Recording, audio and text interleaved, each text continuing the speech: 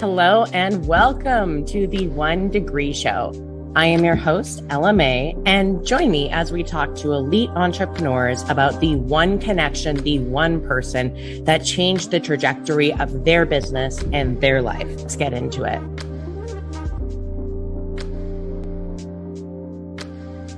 All right, welcome to the One Degree Show. I am still learning all of these buttons on StreamYard. This is super exciting. My executive producer always yells at me. So I'm really excited to be here with Justin Breen today. Justin Breen, I did a little bit of research on him before. This is actually our first time meeting and talking in depth. He openly calls himself a wackadoo visionary, and he is. He's an oddball. This is why people love him. He's colorful. He's charismatic. He's been a journalist for over 20 years and now owns a PR firm. And if you're looking to grow your brand, your economy, your business, your reputation, your credibility, start your entrepreneurship career, or enhance it, Justin is your guy. So I'm going to bring Justin in here. We're going to add the overlay. Okay, my producer's going to be proud of me. How are you? Woo! Yeah. There's your core implementer right there. Nice job. Nice job. Oh my God, I love it. How are you? Yeah, I'm a one implementer. So if I tried to do that, it would just fade to black and it would be the end of the... Oh, dude, now I've got to add... They're going to hate me for this. I'm talking about it to add all this out of the actual podcast. Now I've got to add like the little banner thing. There we go. Yes. There we go. Don't leave this. That's the whole, people love organic and mix-ups. And so that's fun. I have a normal, wonderful pediatrician wife, and then our sons are 9 and 7. And my wife says that she has 3 children, our 9-year-old and 7-year-old and me. So I love like really dumb, silly mistakes like that. So yeah, please leave that. That's better. Oh my gosh. How are you? How was your Christmas? Yeah, it was great. 2021 by far best year of my life. 2022 will be much better. And it really all starts with family first. All these great things happened last year in a professional thing, but I was talking to my wife about this, and the happiest moment that we had, or at least that I had as a family, or throughout the whole year, we were just singing Christmas songs and holiday songs in the car, looking at Christmas lights. And I'll tell you, I can't tell you all the great things that have happened professionally, not even close to that moment and those moments. Yeah. Very cool. Okay, so tell us a little bit about who you are, how you got to where you are now. You're running this kick-ass PR firm. You're known as a super connector. How did that happen? Yeah, so I'm visionary wackadoo, right? And people like us, we're aliens within our own family, vertical, and community. So I was always, my brain, how it works is I just hear blah blah blah and simplify it into patterns. I don't know why it works like that, but it just does. And I'm an entrepreneur who happens to be a journalist. I'm not a journalist who's a journalist. I'm not a PR firm owner. I don't even know what that is, but. I was a journalist for 20 years and created my entire business model based on how PR firms annoyed me for 20 years. So I just created a solution, problem solve, successful global company. And my wackadoo-ness really appeals to other wackadoos who are changing the world, not their world, and it's a fundamental difference. Very cool. So what would you say? Because I think entrepreneurship nowadays has been incredibly glamorized, and the version of it that we see, right? It's like the version of it that we see on social media and etc. And and especially with our attention span nowadays, and we're kind of expecting stuff a little bit quicker. What would you say to somebody who's looking to get their own thing going, or they've been going at a side hustle for a year or so? And what would be your words of advice there? Yeah, so most people can't do this. So, they can't. So, again, my brain simplifies everything into patterns. And so most of my day is either spent with my family or talking to the world's top entrepreneurs. And so I just talk to those people all day, and then I simplify it into a pattern. So I haven't met one entrepreneur at the very highest level. I'm not talking about business owner. I'm not talking about consultant. I'm not talking about human. I'm talking about top performing entrepreneurs on the planet. That has not overcome at least one of the following 4 things. Most are 2 or 3, And I talk to a lot of all four. So this is entrepreneur life. The four things are bankruptcy or potential bankruptcy, 2, depression, 3, the highest level of anxiety you can imagine, and 4, likely and or possible traumatic experiences as a child or young adult.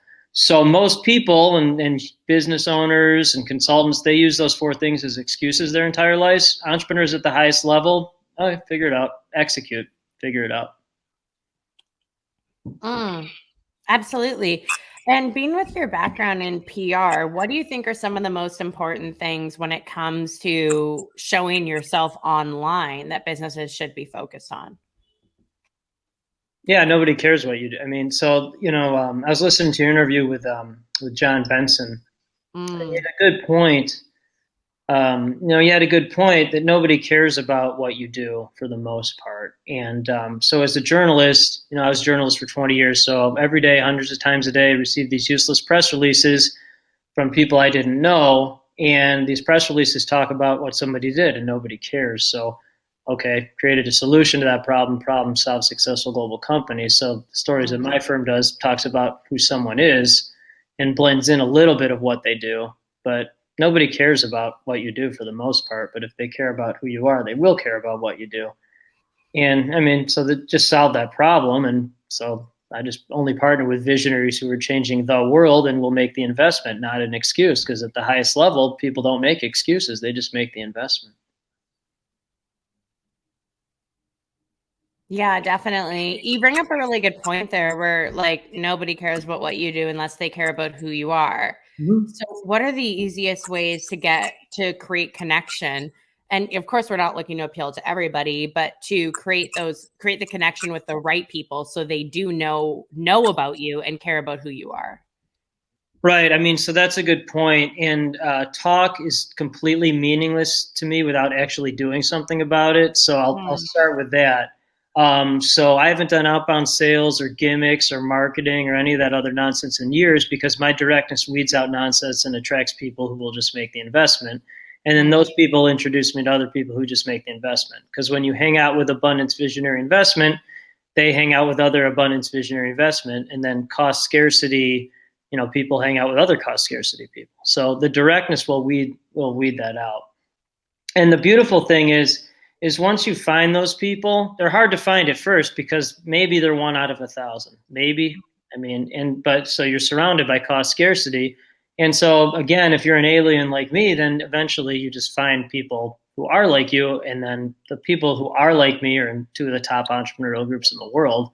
One is Strategic Coach, which I'm very confident is the top entrepreneurial group in the world. I'm just very confident saying that. And the other one's Abundance 360. I mean, very confident. So, when you're in a room with people like that, you become people, someone like that. And what's your story there? Like, how did you first get in a room with people like that? Well, you make the investment. You don't make an excuse. I mean, that's my point. Like, so, people get confused by this because they never get past the start because they're not capable. That's my point. Most people can't do this. So I'll just a couple quick stories. One, actually coming up on the 5-year anniversary. So February 10th, 2017, I was working as a journalist. 5-minute meeting with the company's owner, had my job salary cut in half.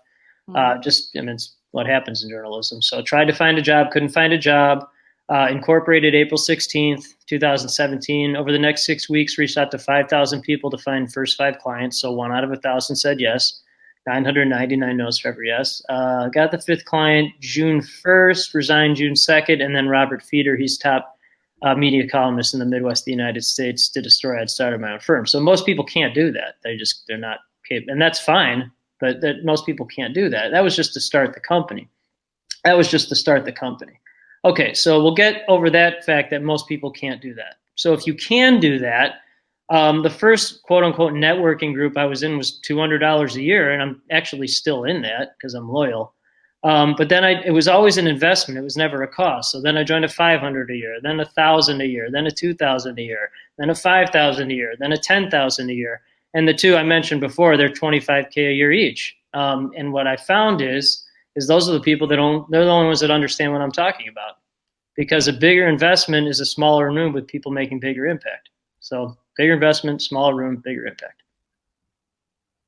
So when you were first getting going, so you started with the lower ones, and did you find that getting into math, because I mean, truthfully, like in your, and I think you had a fair amount of work experience before you kicked off, which is a good thing. And and what was the catalyst for you getting into masterminds really early? Was it just something you wanted to check out, or did you have friends in there? Like, what got it onto your radar?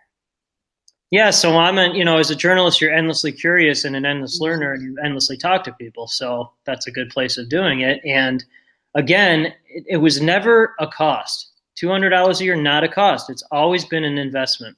And what I found is that when you make bigger investments, it weeds out people that look at things as costs. Yeah. It just eliminates that. So my whole life is eliminating people with cost scarcity mindset, because those people don't change the world. They try to change their world, and they're asking the same questions, and they're never doing anything about it. People I talk to, they'll just make the investment. They don't overthink it. They just do it.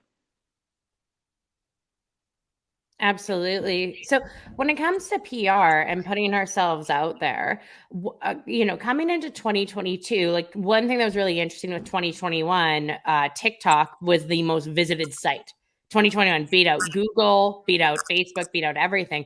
What are the channels that you're recommending people focus on? Yeah, that's a fair question. And I'm not a social media marketing expert by any means. In fact, I guess I do. I have, I don't know, maybe 40, 50,000 followers, but it's all organic. And a lot of those platforms are not, my audience doesn't care. They don't care about that. They don't care about that. So that's clickbait stuff, it's just not. The people that care about the stuff that I promote, most of them are running high 6-figure to 10-figure businesses. They see their families whenever they want to, and they do what they like to do and what they're good at, or they're going to be one of those people. They're not their revenue profit wise, but they will be. So they don't ask, what do you cost or charge? They'll just make the investment. So I have multiple billionaires that are clients, and I think now it's up in 5 years. I think it's up to 7 or 8 people that have been dirt broke, and they just found a way to make the investment. So I guess those people, they like LinkedIn. They like the posts on LinkedIn. But I've seen the newest company I started is literally, it's just a platform for those people. It's just a connectivity platform for those people. It's high price point, invite only. So, and we have a lot of check writers for that already. So it's very exciting, because those people, they don't want to spend time on social media. They just want the connection. They just want the intro. So for someone listening who probably, isn't at that 7 or 8 figure, 7, 8, 9 figure mark with their business yet, what would you say would be the important things to focus on when it comes to PR to gear themselves up to get there? Right. So that's my point. So again, 7 or 8 folks who have been dirt broke that made the investment, because anyone who's not a master at this, they tried to do that themselves.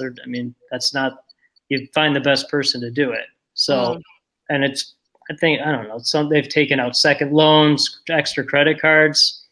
One guy, he sold stocks in one of his other company to invest in my firm. I can barely tie my shoes. There are very few things that I'm actually good at, and anything that I'm not good at, I just find the best person to do it. With my new company, I have no idea about technology or building anything. So my partner does all of that stuff, and he has the team that built all that. I can't do any of that, but I am good at talking about it. I am good at that. Yeah, absolutely. And what are some, you've achieved a lot in your career. What are some personal goals that you have moving forward? It could be for the next year, the next 5, 10 years, but where do you see your company going? Yeah, well, the new one's 1,000x of what I'm already doing. Cool. It's just, again, in these groups that I'm in, Abundance 360 especially, again, I don't care about revenue at all. It's totally meaningless to me. It's totally meaningless. But at the level I'm at, 99% of the folks are running $10 million to $10 billion companies. And if I'm not in a room like that, I get bored. Because those are people changing the world who will actually make the investment to do it. And in those rooms, you learn how to build a platform. So that's what just built the platform. And so when you're in a room like that, you become someone like that. So it's pretty simple. But again, it all comes back to making the investment. No matter if you have the capital to do it, you find a way to do it. I mean, that's pretty much what it comes down to. And what were ways when you were first getting going, what were ways that you found the capital when you didn't have it? Yeah, so that's an interesting point because when my job salary was cut in half, the reason why it was the 5 client threshold to officially resign from my job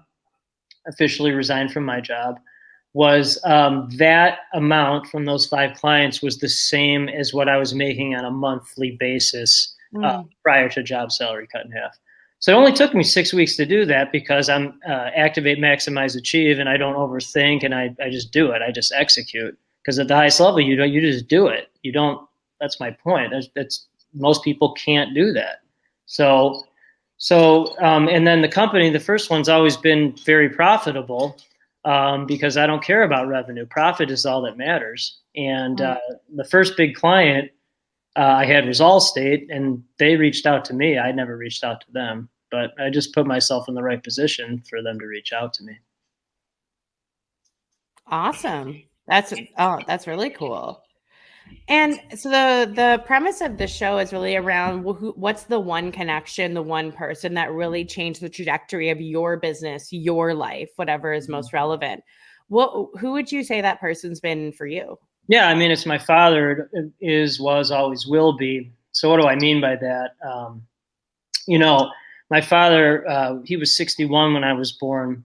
He'd be 105 if he was alive now. And he was a World War II hero, shot down 8 times in combat, many times without a parachute, became an attorney in the Nuremberg trials, president of an insurance company. And I came from nothing because you don't make excuses, you figure it out. Okay, so he died when I was 13. He fought in the Battle of the 𝐲𝐻𝐻𝐾 Forest, which was a very deadly battle towards the end of World War II. And the diary is one of the top things ever written. I'm a pretty good writer. It's nothing compared to that diary. And I found it after he died. And I write exactly like he does. Boom, boom, boom, boom, direct, no fluff, no BS, no enabling, no coddling, just result. And I got about 8 good years of him from age 5 to 13. And every day he said, the cream rises to the top, the cream rises to the top. So I only partner with the cream that rises to the top, or the people that will do whatever it takes to rise to the top. So even though he died a long time ago, that's still my greatest connection. And I mean, that's really what it comes down to, is no matter how successful, all the things that I'm doing, I'm very thankful for that, but I'll never stop striving because I'm not going to mess it up for him after what he went through. That must have had a really big impact on your life, having someone who was that driven. Do you think with your nature, and you're such a down to business, get things done type of guy, do you think that you would be the same way if you didn't have the father that you had? Yeah, well, so that's an excellent question because, that my dad is half of me. So my dad was 61 when I was born. My mom was 27, and I was just born with a story. My dad was hit by a drunk driver in his late 50s, and the drunk driver was killed instantly. Dad broke every bone in his body. And at the highest level, you don't make excuses. You figure it out. Survived. My mom was his nurse, so my mom literally saved his life. And most of my day is talking to top entrepreneurs on the planet. I still have not met one person ever that has more hustle than my mom. So you combine that with my dad, here I am. So it's both of them. My mom's still alive. And it's really fascinating. I've been doing a lot of thinking about this lately. My wife's a pediatrician. And, so there was never any intent to make more money than my wife or, she's a pediatrician. I was a journalist. When we met the day before she started medical school, I was making maybe 20, 30K a year as a journalist. And so I've seen her rise from first day of medical school to a very successful pediatrician now.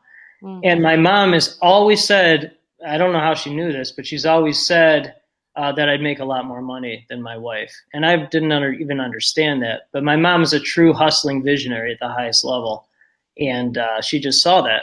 And I don't know how she saw that, but she just knew it. So I'm not going to let my parents down, my mom and my dad. That's really cool. And so your mom, you would say your mom hustled harder than your dad. That's one of the best questions anyone's ever asked me because no one's ever asked it. And that's what I've been trying to say. And because people marvel at my dad because of his age and the war experience. Right. But when I was doing reaching out to 5,000 people to get my first 5 clients, I'm like, oh, so I never thought I had anything in common with my mom, Right. other than we like butter and ice cream. But when I started this, I'm like, oh, okay, now I see where I'm just my mom. I'm serious. Like, that's literally like, so yes, I think my mom has more hustle than my dad. Wow.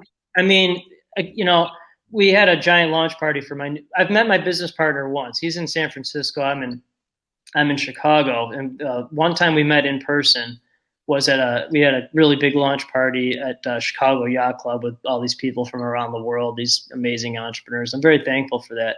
Mm-hmm. And in the speech, I was like, well, if my dad can get into a plane without a parachute and get shot down and then, get hit by a drunk driver and break every bone in his body and survive, well, then I can start a company with zero business background and turn it into a global company. I can do that. And then I was like, well, if my mom can raise 4 children, and my youngest brother died of a drug overdose a while ago, right? Yeah. So I'm like, she can do that.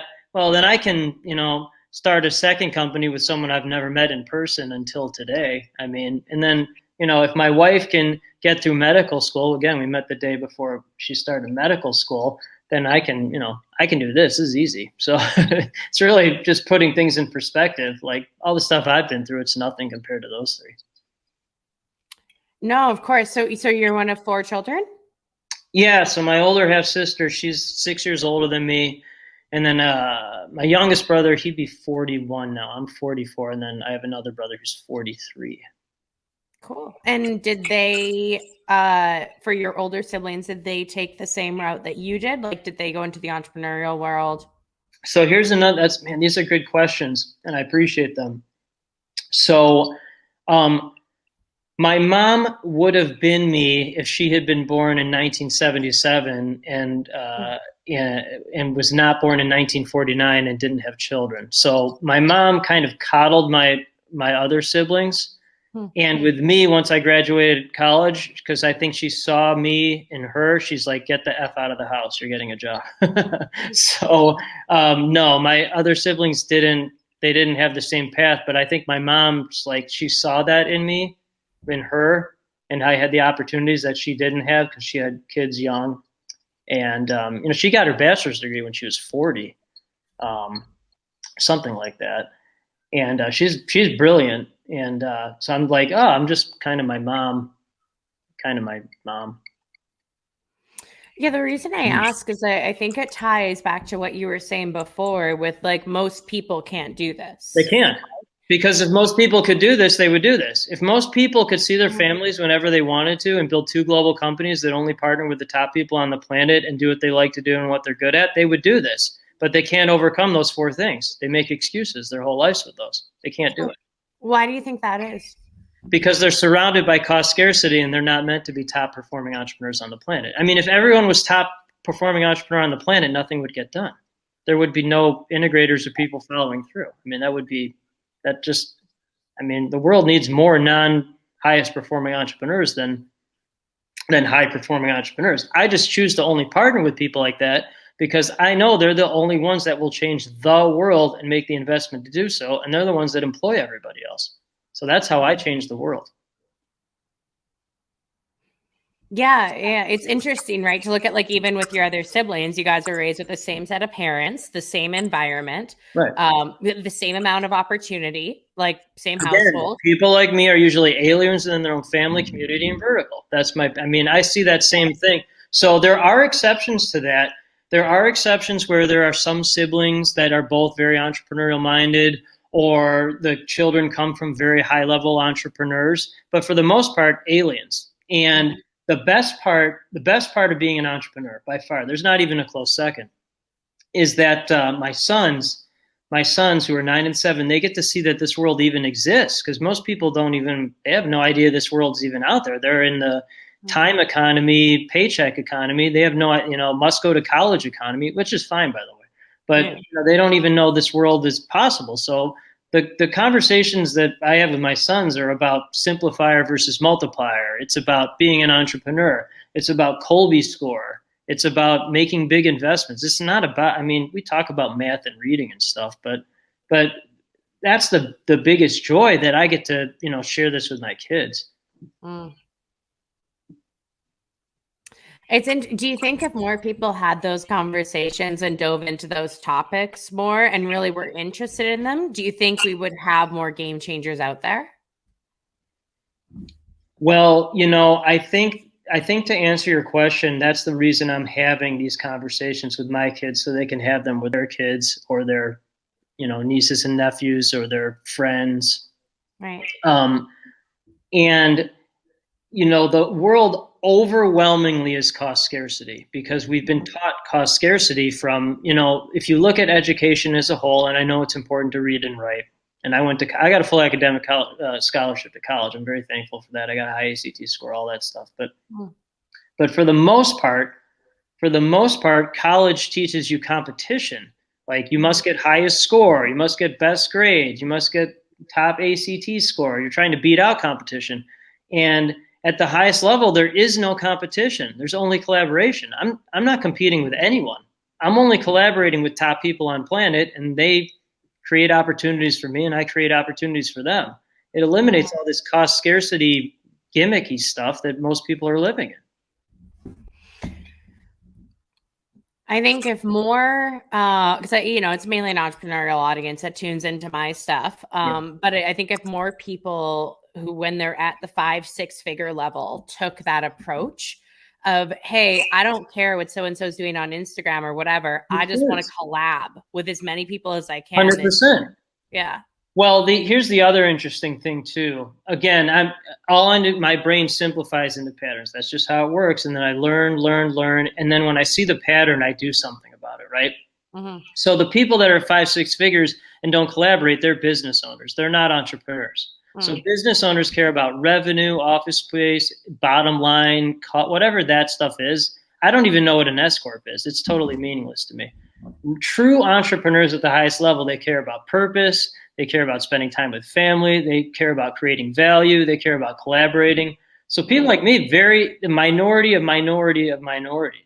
But what I will say, and I don't want to do too much of a fact finder, but most of the folks like me, most of them, have Kolbe scores similar to yours. Kolbe is Kolbe, and you're a 3-5-8-4. So you're an 8 quick start. That means boom, boom, boom, boom, boom. And your follow through 5 is actually pretty good.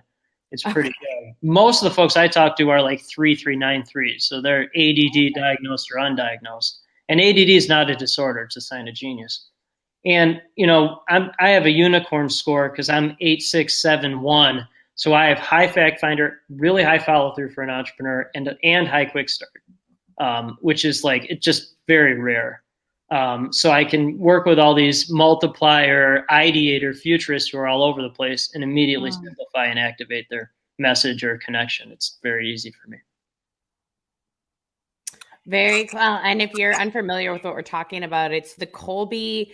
It's not this. So it's not personality. It's what's the exact word that they use? It's not. It's your brain strength. So I don't care what someone's personality is. Yeah. I don't care if they're going to actually do something. And I have found that I'm a 7 quick start. That's what I've seen. That's the borderline from people actually doing something or someone who's talking about it and never pulls the trigger on anything, unless if they're lower than a 7 quick start. The exception to that I've seen is that they surround themselves with 8, 9, and 10 quick starts like you, who are like, stop being whatever, actually do something, and then they'll make them do it. Right. So you can find that on Kolbe.com. It's really cool. It really just tests the way that it's like more the way that you work. Like the worst thing in the world it's like the worst stuff in the world could happen to you, but you're still you. You've still got your drive and the way that you operate. And all of it, and it's like $55 to take it. There's we're not index then, but no, I'm not affiliate. Well, you get no money if you do it, but highly recommend. Well, again, for whatever it's worth, Like, I have zero business background, created 2 very successful global companies that only partner with top people on planet. And so the only thing I write down before I meet someone is their name and their Kolbe score. That's it. So if you would like to simplify your life, that would be the way to do it. And by the way, my wife is an 8742, so she's a lower quick start, higher follow through. And again, I simplify into patterns. I have found most people like us, most people, and I always ask when I meet someone, not on a podcast form, but when I meet someone for the first time, I'm like, oh, is your spouse or your significant other, are they a school teacher or a police officer or my wife's a pediatrician or a nurse or something? They're like, how did you know that? I'm like, well, because people like us are usually married to humans, because otherwise it just goes off the tracks. And we're very thankful for those stabilizers. Oh, yeah. It's true. Stabilizers are lovely. It fascinates me. Like, my wife is like, she, the first thing I do every day is do a grateful journal to her. I write down what I'm thankful for. Yeah, because that if someone says thank you to me, I don't care. But for her, that's the most important thing, is for her to, for someone to say thank you. So that's how I do it every day.